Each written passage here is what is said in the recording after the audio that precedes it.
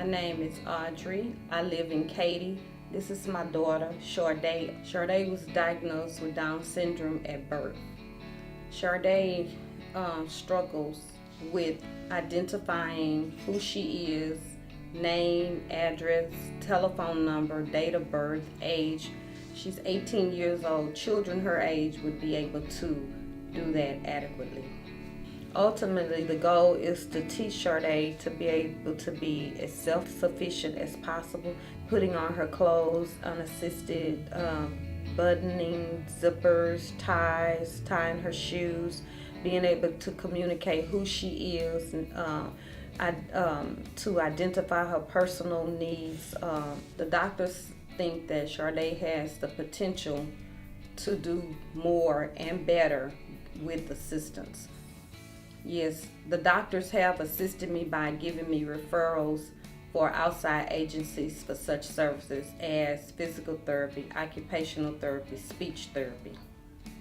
Sade is currently on a wait list and has been on a wait list since about 2008.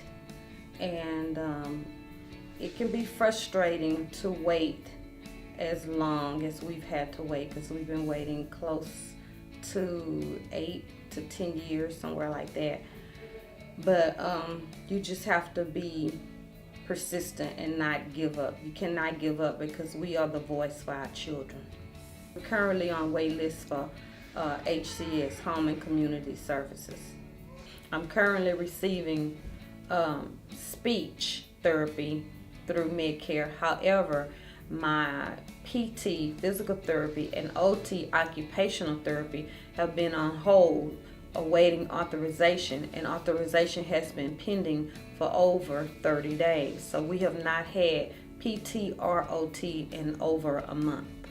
Before the cuts, Sade was receiving services for all 3 disciplines 2 times weekly. With the cut, we're now receiving services only 1 time weekly, and that's just for speech, because PT and OT is still pending. I have complained about how long the wait list is. However, we live in Harris County, which is a large county in the state of Texas that services thousands, tens of thousands of children. So the wait list currently is backed up. It's about a 10-year wait. Yes, I am aware that every child in the state can get services. However, as a layperson, the parents are not always knowledgeable of the resources that are available. So if someone doesn't educate you to give you the resources that are available, the child or the family goes without those services. I would say, please do not cut these services for the families. These children need the services. We need the services to make our children be able to function as independently as possible, so that when we have gone on and we're no longer here in the earth, that the children have been provided services that would allow them to live life as independently, maximizing time, effort, and being able to be efficient as possible. I'm very hurt in that they would consider taking funds away from the budget, funds that would be used to make these children be able to perform and be able to take care of themselves.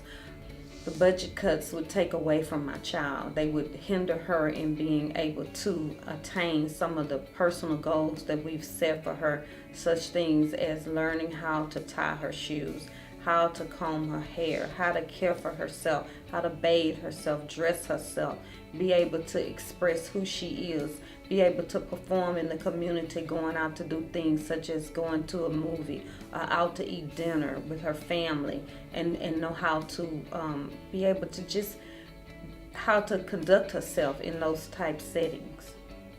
If one child advances just at one stage, then all the funds that have been exhausted or used would be worth it. And I know for my child, she has had services.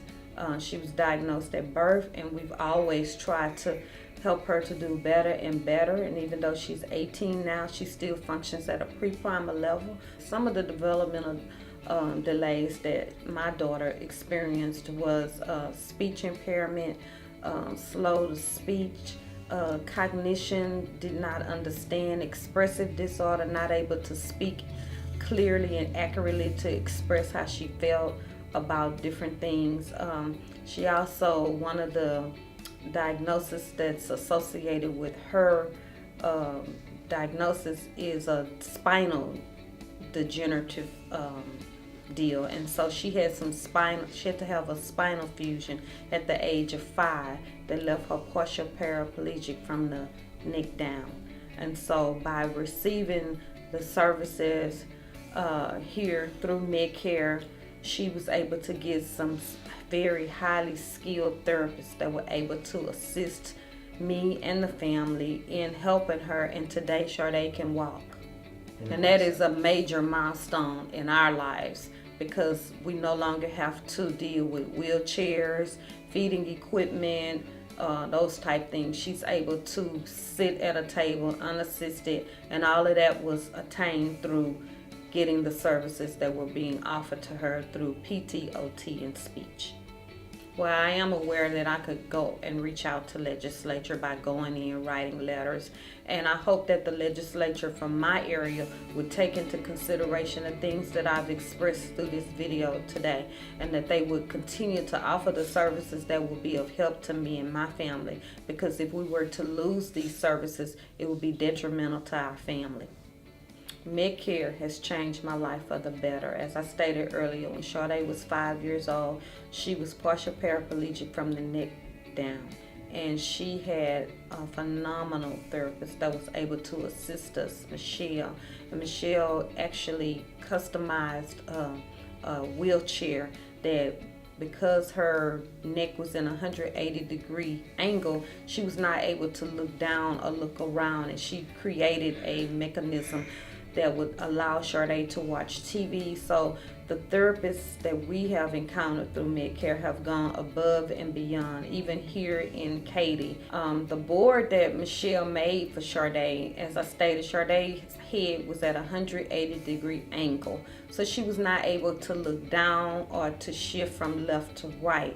She was able to take a plexiglass board and customize it and fit it to the table on the wheelchair and tie it down with Velcro, and then it was able to allow Sade to turn backwards to the TV and see the TV through the mirror plexiglass of the device that she had made, and it was customized to fit her chair and be able to help her to have some type of normalcy during the transition that she was in from wheelchair to walking again.